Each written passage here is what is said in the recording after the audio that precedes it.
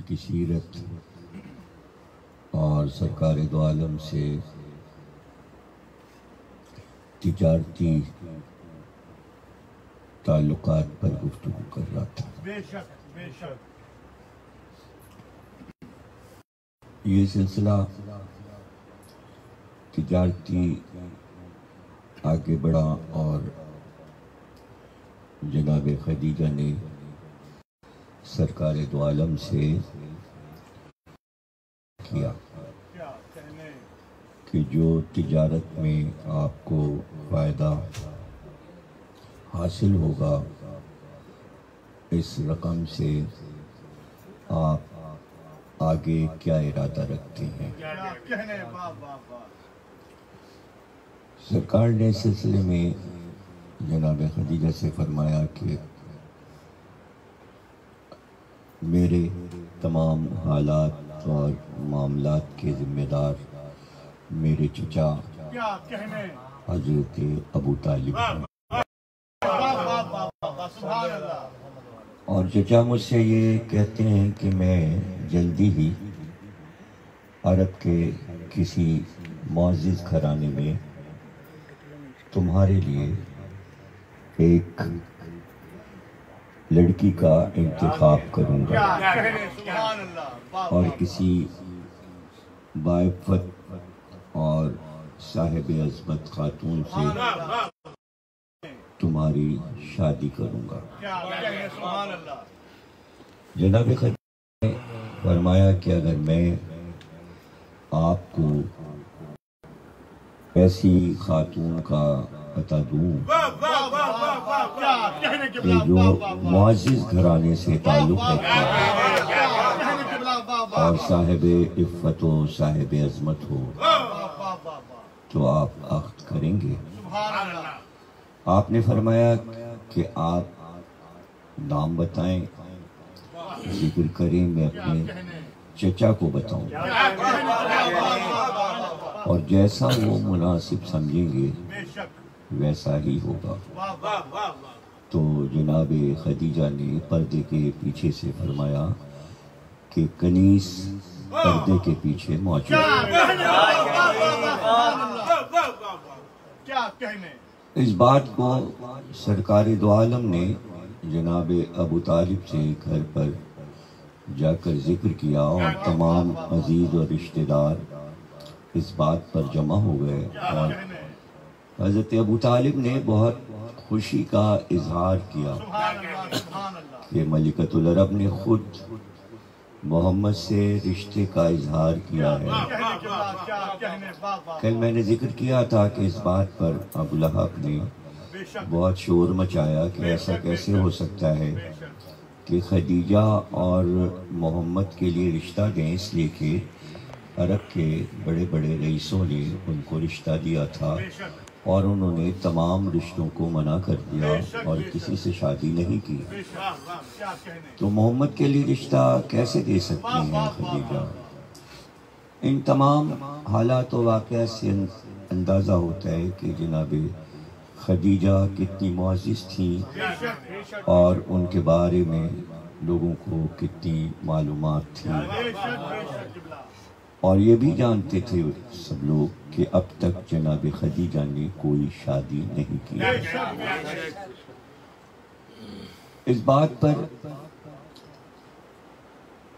جناب حمزہ کی بہن جو کہ سرکار کی پھوپھی ہوئی جناب صفیہ، جب ابو لہب نے بہت شور کیا تو جناب صفیہ نے یہ فرمایا کہ میں آپ جاؤں گی اور خدیجہ سے دریافت حال کر کے آتی ہوں۔ جناب عبد المطلب کی صاحبزادی ہیں، جناب ابو طالب کی جناب حمزہ کی بہن ہیں، سرکار کی پھوپھی ہیں، اور بہت ہی صاحب فضائل معظمہ ہیں، ان کے فضائل لکھے ہوئے ہیں کتابوں میں۔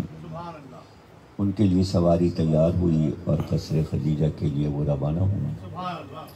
جب جناب خدیجہ کو یہ اطلاع ہوئی کہ جناب صفیہ آ رہی ہیں تو آپ نے فرمایا کہ یہ خاتون جو آج میرے گھر آ رہی ہیں یہ امیر عرب کی بیٹی ہے،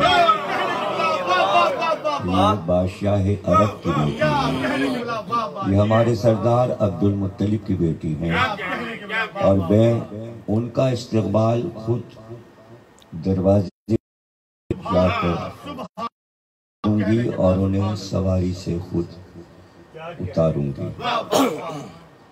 کہتے ہیں جناب خدیجہ جب چلیں تو آپ کے قدم سے آپ کی چادر مس ہوئی اور آپ کے قدم جو تھے وہ آگے پڑے، تو آپ نے فوراً یہ کہا کہ میرے مالک کبھی بھی محمد کے دشمن کو سر سبز و شاداب نہ ہوگی۔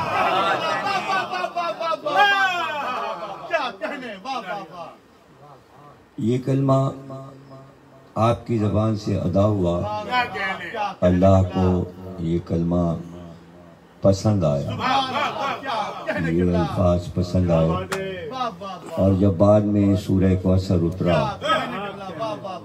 تو تیسری آیت بن کر قرآن میں آ گیا، اِنَّا أَعْطَيْنَاكَ الْكَوْثَرَ فَصَلِّ لِرَبِّكَ وَانْحَرْ إِنَّ شَانِئَكَ هُوَ الْأَبْتَرُ۔ اے محمد تمہارا دشمن کبھی سرسبز نہیں ہو سکتا، ابتر ہے، ابتر رہے گا۔ جب جناب صفیہ آئیں اور گفتگو ہوئی تو جناب خدیجہ نے فرمایا بالکل میں نے یہ رشتہ دیا ہے اور میں خواہش مند ہوں محمد سے عقد کے لیے۔ جناب صفیہ واپس آئیں اور یہ گفتگو آگے بڑھی، لیکن ابو لہب کی بات جناب خدیجہ کے چچا اسد تک پہنچ چکی تھی، اور انہوں نے یہ کہا کہ یہ ایک طریقے کی میری توہین ہوئی ہے جو ابو لہب نے کہا ہے۔ بات آگے بڑھی اور شاید اسد نے کہا کہ ہم ابو لہب کے ان جملوں کے بعد عقد نہیں کریں گے خدیجہ کا اس گھر میں۔ جناب خدیجہ اپنے دوسرے چچا ورقہ بن نوفل کے پاس گئیں اور انہوں نے یہ کہا کہ میں آپ سے یہ گفتگو کرنا چاہتی ہوں کہ کیا محمد میں کوئی عیب ہے؟ ہمارے چچا اسد نے عقد سے انکار کیوں کیا؟ تو ورقہ نے کہا کہ ان کی کیا تعریف ہو، اس لیے مثل قمر کے ہیں اور ان کی روشنی سارے جہاں میں پھیلنے والی ہے، وہ سیرت میں کردار میں اعلیٰ ہیں، اور سوا تعریفوں کے ان کے لیے کوئی بھی عیب کوئی انسان نہیں نکال سکتا، اس لیے کہ وہ آفتاب ہے، وہ جو بیدار ہے جس میں روشنی ہی روشنی ہے۔ بہت تعریف ورقہ نے کی اور کہا کہ ہم ان کی کیا تعریف کریں، اس لیے کہ جب وہ بلندی سے اترتے ہیں ان کی پلکیں جب نیچے جھکتی ہیں تو کائنات نیچے جھک جاتی ہے، اور جب پلکیں اوپر اٹھتی ہیں تو کائنات اوپر اٹھتا ہے، ان کے اشاروں میں کائنات ہے۔ تو جناب خدیجہ نے کہا جس کی آپ اتنی تعریف کر رہے ہیں، تو پھر چچا نے کیوں اسد نے یہ کہا کہ شادی نہیں ہوگی، تو آپ کوشش کریں، آپ بڑے چچا ہیں۔ تو ورقہ نے یہ کہا کہ خدیجہ اگر ہم کامیاب ہو گئے اور ہم نے اس رشتے کو طے کروا دیا تو بتاؤ ہمیں کیا انعام ملے گا؟ جناب خدیجہ نے کہا چچا ہمیں معلوم ہے کہ آپ تو راہب ہیں، دنیا سے آپ کو کوئی دلچسپی نہیں، اس کے باوجود اگر یہ عقد میرا محمد سے ہو گیا تو میں اپنی ساری دولت آپ کے قدموں میں رکھ دوں گا۔ ورقہ نے کہا تم نے تو خود ہی اس کا اقرار کیا ہے کہ میں راہب ہوں اور مجھے دولت نہیں چاہیے، مجھے دنیا کی دولت نہیں چاہیے، مجھے کوئی اور انعام چاہیے۔ جناب خدیجہ نے کہا آپ بتائیے آپ کی خواہش کیا ہے؟ اگر شادی ہو جاتی ہے تو میں آپ کی خدمت میں آپ کی خواہش کے مطابق پیش کر دوں گی وہ انعام۔ تو کہا سنو خدیجہ، جس سے تمہاری شادی ہونے جا رہی ہے یہی آخری نبی ہے۔ میں نے اس کی نبوت کی نشانیاں توریت میں، انجیل میں اور زبور میں پڑھی، اور تم ایک نبی کی زوجہ بننے جا رہی ہو، اور تم ہی پہلی زوجہ ہو اس کی۔ اور میں نے کتابوں میں یہ بھی پڑھا ہے کہ محشر کے دن وہی شافع محشر ہوں گے، وہی سب کو بخشوائیں گے، اور تم ان کے پہلو میں ہوگی۔ تو یہ وعدہ کرو کہ محشر میں جب میں آؤں گا تو تم محمد سے میری سفارش کرو، میری بخشش کی سفارش کرو۔ تو جناب خدیجہ نے فرمایا کہ میں وعدہ کرتی ہوں کہ محشر میں جب آپ آئیں گے تو میں اپنے سرتاج سے کہہ کر آپ کی شفاعت کروں۔ یہ ہے وہ شاندار گفتگو جس کے بعد ورقہ بنی ہاشم کے پاس جاتے ہیں، ابو طالب سے گفتگو ہوتی ہے، اور پھر یہ شادی طے ہو جاتی ہے اور عقد کی طے ہوتی ہے۔ اور کہتے ہیں کہ جب تاریخ طے ہو گئی تو جناب خدیجہ، ظاہر ہے کہ دولت کی کوئی کمی نہیں تھی، جو کہ میں کل پڑھ چکا ہوں، تو قصر خدیجہ میں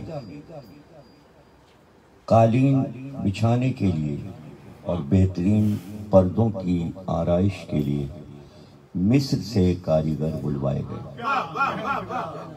جنہوں نے وہ پردے قصر میں تیار کیے تھے جن پردوں پر چاند اور سورج کی تصویریں بنی ہوئی تھیں۔ قصر کو سجانے کی تیاری ہوئی اور ایک تخت تیار کروایا جناب خدیجہ نے مرصع، کہ جس پر دولہا بیٹھے گا، اور آپ نے ایک تاج بھی تیار کروایا، جو تاج سمجھیے جسے کہ سہرا کہہ لیں آپ۔ اور علامہ مجلسی نے بہار الانوار میں مختلف راویوں کے ذریعے یہ بتایا کہ جناب خدیجہ نے وہ سہرا تاج نما تیار کیا دولہا کے لیے۔ اور ہونے کے بعد بنی ہاشم کے گھر سے محمد کی بارات چلی۔ بارات میں سرکار کو چچاؤں نے تیار کیا، کہتے ہیں کہ جناب عبد المطلب کا امامہ تھا، اور وہ تمام تبرکات جو انبیاء کے اس گھر میں، اس میں کمر کا پٹکا، عبا، دوش پر اور انگوٹھی اور تلوار، اس سے جناب رسول خدا کو مرصع کیا گیا اور انہیں دولہا بنایا گیا، اور دولہا بنا کر تلواروں کی چھاؤں میں بنی ہاشم اپنے دولہا کو لے کر چلے۔ اب تاریخ یہاں پر ظاہر ہے کہ آگے بڑھنے کے لیے تیار نہیں ہے۔ تاریخ اتنا ہی کہتی ہے کہ یہ محمد کی پہلی اور آخری بارات تھی۔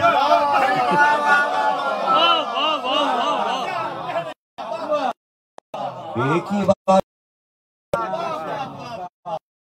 اور عقد تو محمد کے بہت سے ہوئے، لیکن پھر نہ دولہا بنے نہ کسی کے گھر بارات لے کر گئے۔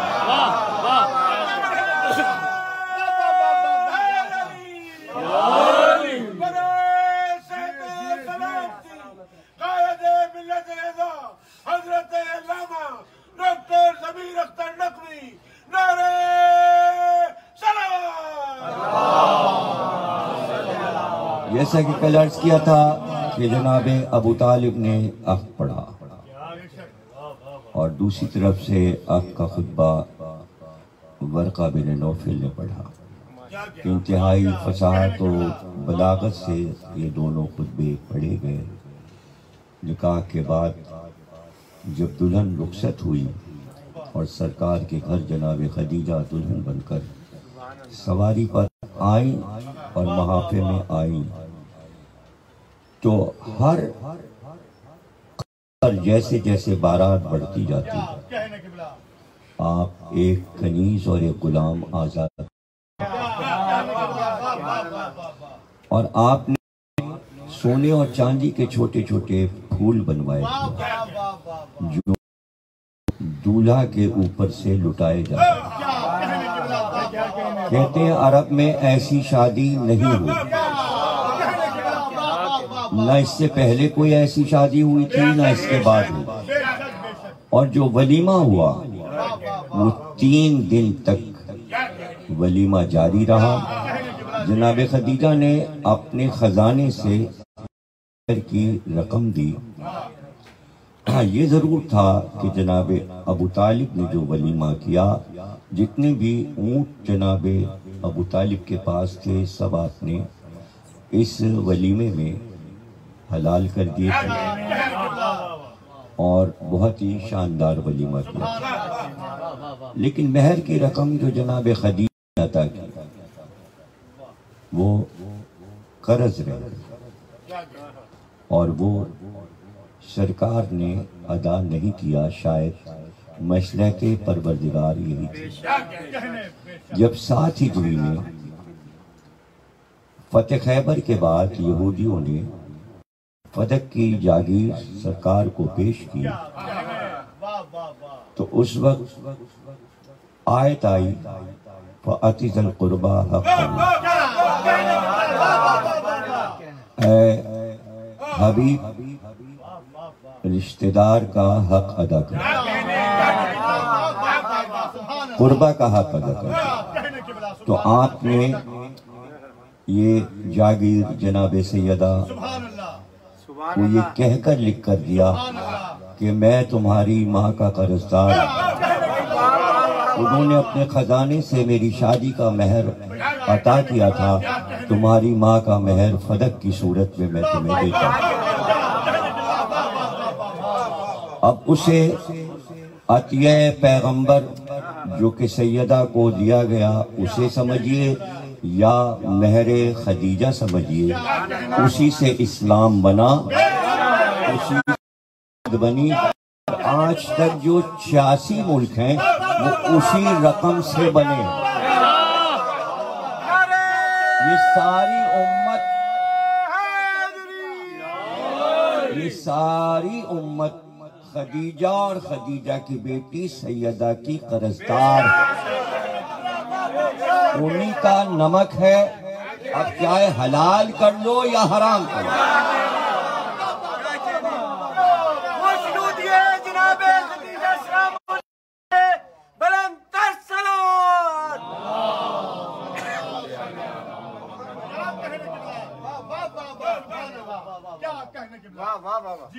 شاندار ولیمہ اور وہ امیرانہ زندگی اور وہ سرکار کے گھر کی زندگی، اور پھر دیکھتے ہی دیکھتے سرکار کے قول کے مطابق اسلام بنا علی کی تلوار سے اور خدیجہ کی دولت سے۔ سرکار کا قول موجود ہے تمام کتابوں میں کہ 2 چیزیں سرکار کبھی نہیں بھولے، ایک علی کی خدمات اور ایک خدیجہ کی دولت۔ قید پڑا مکے میں، اور جب میں نے حج کیا تھا تو یہ روایت میں نے عرفات میں پڑھی تھی، حج کے درمیان میں جو مجلس میں نے پڑھی تھی عرفات کے میدان میں، وہاں بھی میں نے پڑھی تھی، اور بہت سے قافلے موجود تھے جو شریک تھے میری مجلس میں، بہت مجمع تھا عرفات میں۔ تو میں نے اس میں یہ روایت پڑھی تھی کہ سرکار جب نکلتے تھے مکے کی گلیوں سے تو گھروں سے بچوں کے رونے کی آواز آتی تھی اور وہ اپنے ماؤں سے روٹیاں مانگ رہے ہوتے تھے، ایسا قحط پڑا تھا۔ ایک دن گھر آئے تو بہت اداس آ کر زمین میں بیٹھ گئے، دروازے کے پاس جناب خدیجہ نے دیکھا تو بہت ہی تشویش ہوئی ان کو، اور آپ نے کہا اتنا زیادہ ہم نے آپ کو کبھی غمگین نہیں دیکھا۔ کہا خدیجہ کیا بتائیں کہ ہم سے یہ آوازیں الا تشکی نہیں سنی جاتی، بھوک کی آوازیں بچوں کی۔ کہتے جناب خدیجہ نے اپنی کنیزوں اور غلاموں کو حکم دیا کہ توشہ خانے میں جتنی بھی دولت ہے وہ سب کی سب دولت لا کر یہاں ٹھیر کر۔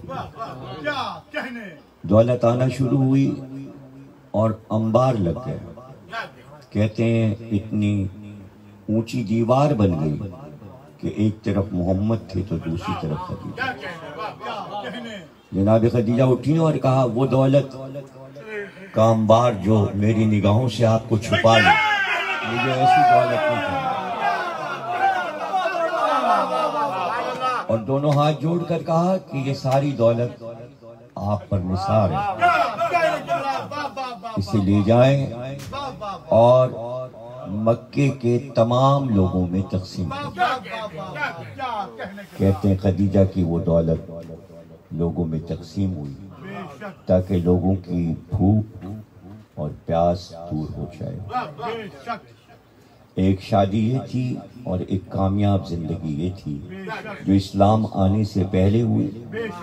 اسلام آنے سے پہلے کی شادی بھی لاجواب تھی، اور اسلام آنے کے بعد ایک شادی یہ علی اور جس میں مٹی کے برتن تھے،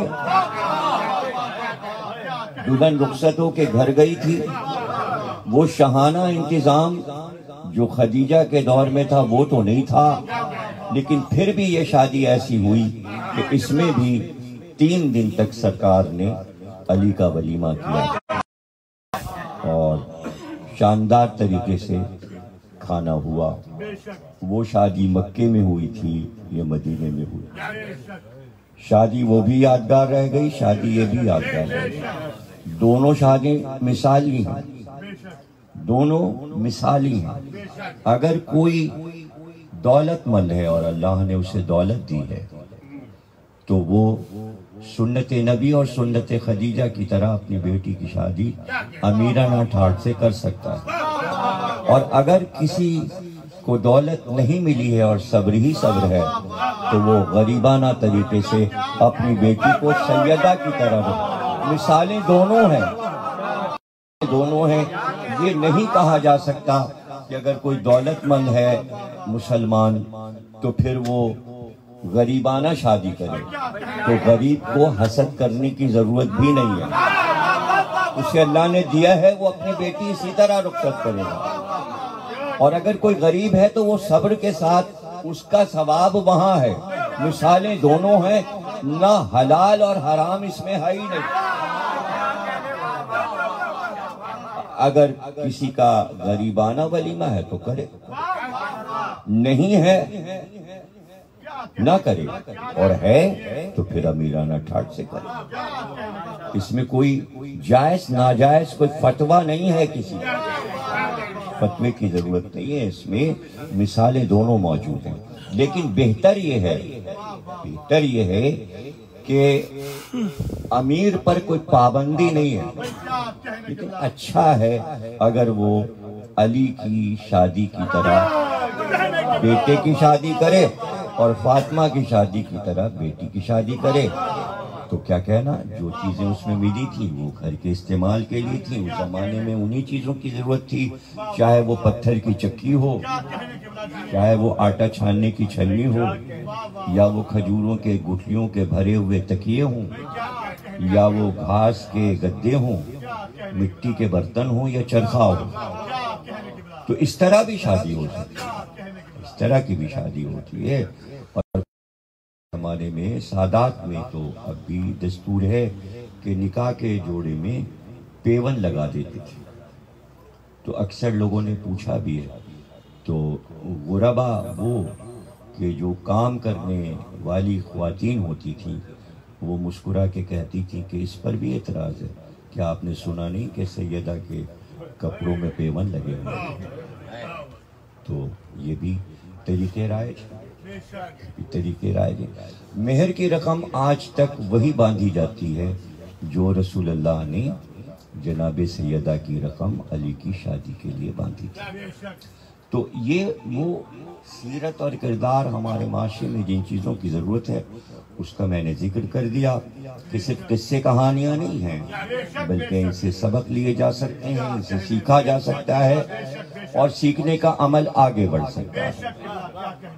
اب میں آخر میں صرف یہ بتانا چاہوں گا کہ شیب ابی طالب جب سب قید ہو گئے اور کافروں نے بنی ہاشم کو وہاں ایک طریقے سے محصور کر دیا تو وہاں جناب خدیجہ کے لیے پریشانی یہ ہوئی کہ انہیں خود کھانا پکانا پڑتا تھا سب کے لیے، اور بعض وقت گیہوں اور آٹا نہیں ہوتا تھا تو پہاڑی گھاس کی روٹی بنا کر سب کو دی جاتی تھی۔ اس طرح جناب خدیجہ علیل ہو گئیں۔ یہ کافروں کا، مکے کے کافروں کا ظلم و ستم تھا کہ وہ خدیجہ کے احسانات کو بھول گئے تھے اور ان کو بھی محصور کر دیا تھا مکے کے کافروں نے۔ ظاہر ہے وہی کافر بعد میں مسلمان ہوئے، اس میں برا ماننے کی بات نہیں ہے۔ اب امت آج بھی یہ تقاضا کرتی ہے کہ اس کا ذکر نہ کیجئے بلکہ یہ کہیے کہ سرکار نے سب کو معاف کر دیا تھا۔ ٹھیک ہے، سرکار نے سب کو معاف کر دیا تھا، وہ رحمت للعالمین تھے۔ یہ بھی کہا جاتا ہے کہ جناب حمزہ کی قاتل ہند جگر خارہ مسلمان کہتے ہیں، اسے بھی معاف کر دیا تھا، ابو سفیان کو بھی معاف کر دیا تھا۔ حبشی جس نے حمزہ مارا، جس نے حمزہ کو نیزہ مارا تھا اور شہید کیا تھا، چلو اس کو بھی معاف کر دیا تھا، لیکن کم از کم تاریخ میں یہ جملہ تو آیا کہ سرکار نے کہا معاف تو کر رہے ہیں لیکن اب ہم میرے سامنے تم لوگ آنا نہیں، آج کے بعد میں تم لوگوں کا چہرہ نہ دیکھوں۔ تو اتنا اصرار معافی تلافی پہ کیوں ہے؟ چھوڑ دو ان لوگوں کو، بھول جاؤ ان سے، محشر میں کسی کا کوئی کام نہیں ہے، کام سرکار سے ہے اور سرکار کی اولاد سے ہے۔ تو سیاسی طور پر آپ یہ چاہتے ہیں کہ سادات کی آواز کو دبانے کے لیے جن کے اجداد صدیوں سے کافر تھے آپ انہیں پروجیکٹ کریں، صرف یہ آپ کی حسد ہے، یہ آپ کی جلن ہے، یہ آپ کا کینہ ہے کہ اس پاکستان میں آپ کو تھوڑا سا موقع ملا ہے کہ آپ ان کے لیے یہ بات کریں اور یہ سوچیں کہ علی کی حدیثوں کو آپ جن کے اجداد کافر تھے ان حدیثوں کو لا کر آپ یہاں چھوٹ چھوٹ لگا دیں۔ نہیں، آپ ایسا اپنے کو مطمئن تو کر سکتے ہیں، دنیا کے مورخین کو مطمئن نہیں کر سکتے۔ اسلام پہ کام عیسائی بھی کر رہا ہے، کافر بھی کر رہا ہے، یہودی بھی کر رہا ہے، اور سب لکھ رہے ہیں بیٹھے ہوئے کتابیں، آپ کی بات کوئی نہیں مانے گا، کوئی نہیں مانے گا۔ اور آپ فیس بک کو آسمانی کتاب سمجھ رہے ہیں کیا؟ کہ اس پہ اگر آپ نے یہ سب لکھ دیا تو یہ تاریخ میں لکھ جائے گا۔ یہ آپ کا شیخ چلی کا خواب ہے، ہوائی قلعے ہیں، فیصلے ہو چکے، فیصلے ہو چکے، اب کوئی فیصلہ نہیں ہوگا۔ آپ کے کہنے سے نہ تاریخ بدلے گی، نہ قرآن بدلے گا، نہ حدیث بدلے گی۔ دیکھیے جو کچھ ابھی اتنی دیر پڑھا ہے یہ سب کو اچھا لگ رہا ہے، جبھی تو واہ واہ ہو رہی ہے۔ آپ کو کیوں نہیں اچھا لگتا؟ مسلمانوں کو یہ اچھا کیوں نہیں لگتا؟ کیوں نہیں؟ اتحاد کی صورت تو یہ ہو سکتی ہے کہ ہماری خوشیوں میں شریک ہو جائیں، ہماری خوشیوں میں شریک ہو جائیں۔ صحیح بخاری میں یہ روایت بھی ہے کہ بی بی سے کسی نے یہ کہا، جناب خدیجہ کی مذمت کی، بخاری میں یہ روایت لکھی ہوئی۔ اب بتائیے خدیجہ جیسی بی بی جس سے کسی کو شکایت ہی نہیں ہے، اس سے بھی کسی کو شکایت ہو گئی، اور وہ بھی جناب سیدہ سے کہا جا رہا۔ تو جناب سیدہ نے رسول خدا سے فرمایا کہ اس طرح کہا گیا ہے، جو بخاری میں روایت موجود ہے، میں تفصیل سے نام وام لے کے نہیں پڑھ رہا، اس میں سب کچھ لکھا ہوا ہے۔ تو رسول اللہ نے کہا کہ سیدہ جواب دے دینا۔ اب یہ جواب رسالت کا جواب، رسول اللہ کا جواب دے دینا۔ کہا بھائی صاحب فقر تو خدیجہ ہی ہیں، انہی کی دولت میرے کام آئی اور انہی سے اللہ نے مجھے اولاد دی، کسی سے اولاد نہیں دی۔ میرا شجرہ خدیجہ سے چلا۔ اب یہ تو قدرت کا فیصلہ ہے، یہ تو قدرت کا فیصلہ ہے۔ درخت لگا لیجئے 200 اور کسی درخت میں پھل نہ آئے تو درخت تو وہی اچھا ہے جس میں پھل آئے۔ شجر اور شجرہ، محمد کا گھر گلزار بنا بی بی خدیجہ سے۔ فتح مکہ 14,000 کا لشکر لے کر رسول اللہ مکے گئے۔ جب چلنے لگے وہ جگہ میں نے حجون قبرستان بھی دیکھا جہاں جناب خدیجہ کی قبر ہے، قبر کی بھی زیارت کی، بنی ہاشم کی قبروں کی بھی زیارت میں نے مکے میں کی، اور وہ مسجد شجرہ بھی دیکھی میں نے، جسے مسجد جن بھی کہتے ہیں، جہاں رسول اللہ کا خیمہ لگا تھا۔ اور فتح مکہ میں تمام رسول اللہ کی ازواج بھی گئی تھیں، اور جناب سیدہ اور امام حسن اور امام حسین السلام بھی گئے تھے۔ چھوٹے چھوٹے تھے دونوں بچے، اور اس میں جب سواری چلنے لگی اور فتح مکہ کے بعد واپسی ہوئی تو جناب سیدہ نے رسول اللہ سے کہلوایا کہ بابا میں یہ چاہتی ہوں کہ اب پتہ نہیں مکے آنا ہوگا یا نہیں ہوگا، تو میں یہ چاہتی ہوں کہ میں ماں کی قبر کی زیارت کروں۔ تو کہتے ہیں کہ 14,000 کا لشکر اور حجون قبرستان کے چاروں طرف تلواریں لے کر تمام مسلمان پھیل گئے کہ رسول کی بیٹی کی سواری حجون قبرستان میں آ گئی۔ اور جب جناب سیدہ کا ناقہ قبرستان کے دروازے پر پہنچا اور آپ ناقے سے اتر کر ماں کی قبر پر آئیں تو اپنے آپ کو ماں کی قبر پہ گرا دیا اور بے انتہا گریہ کیا۔